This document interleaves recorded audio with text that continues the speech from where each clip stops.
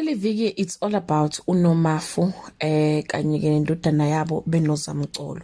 Hello everyone, welcome back to Sunny Life Chain. Thank you so much guys for tuning in. I'm here to update you of what's going to happen on Umkhokha from the 10th to the 14th of June 2024 on Monday. Nobuntu's long nightmare ends in a tragic way for someone. Kulegani learns the meaning of to whom much is given, much is taken on Tuesday. The naming ceremony is blessed, unifying family and the church. Nobuntu finally knows fate, and the Ndlovu receives the biggest honor on Wednesday. Mabusi is ushered to her marital bed.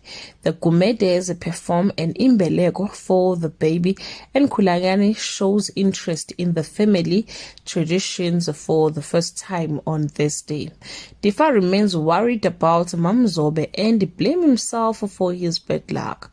Mthembu whispers name in Sipamandla's ear on Friday. Zamcolo announces the baby's name to the congregation. Mthembu shows acceptance of the child like only he can. The naming ceremony goes well and the family is in a celebratory spirit. Well guys, that's all I have for today. You can leave your comment below and share your opinion. Bye.